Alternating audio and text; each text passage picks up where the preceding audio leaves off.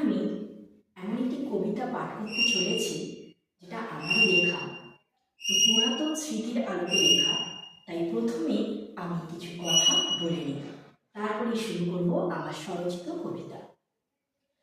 মহাকাশে যেমন গ্রহগুলো সূর্যকে কেন্দ্র করে ঘোরে, ঠিক তেমনই একজন ছাত্রের জীবনে গুরুর আদর্শকে কেন্দ্র করে আবর্তিত হয়।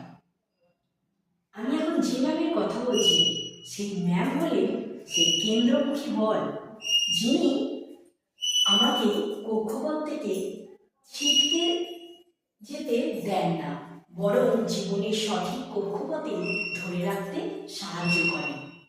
আর শিষ্যা হলেন ঠিক সেই দর্পণের মতো, যার নিজের কোনো জ্ঞান নেই।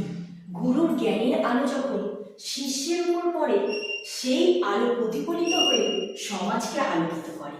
আবার প্রতিসরণের মতো ম্যাম ছাত্রীর চিন্তার দিক পরিবর্তন করে তাকে সংকীর্ণতা থেকে বৃহত্তর সত্যের দিকে নিয়ে যান।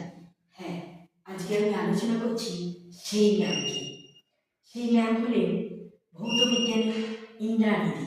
তাই আজকের কবিতার নাম স্মৃতিতে ইন্দ্রানীদি।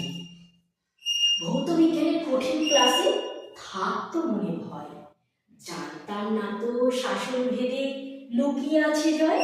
ঠিক যেন এক নারকেল ফল, শাসন ছিল করা, ভেতরে ছিল মিষ্টি জল, স্নেহের পরশ ভরা। সেদিনের সেই ভয়টা আজ শ্রদ্ধায় গেছে মিশে, আড়াল থেকে সাহস জোগান আলোর দিশা দিশে। মায়ের মতন আপন আপনি বন্ধু সমপ্রিয়, মায়ের মতন আপন আপনি বন্ধু সমপ্রিয়, আমার এই ভাঙা কলমটাতে একটু সাহস দিও। সেদিনের সেই ম্যামকে আজ বড্ড বেশি খুঁজি, সেদিনের সেই ম্যামকে আজ বড্ড বেশি খুঁজি। শাসনীতে যার লুকিয়েছিল বড় হবার পুঁজি।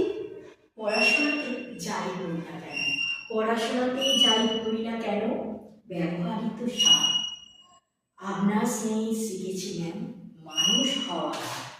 সহজ কথা লিখেছিলাম, দিলেন উৎসাহের সুর, আপনার ওই হাসিটুকু ক্লান্তি করে দূর।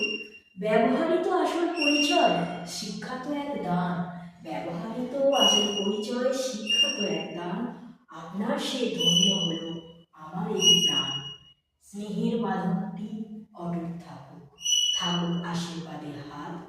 গুরুর আলোয় উজ্জ্বল হোক আমার দিনরাত, গুরুর আলোয় উজ্জ্বল হোক আমার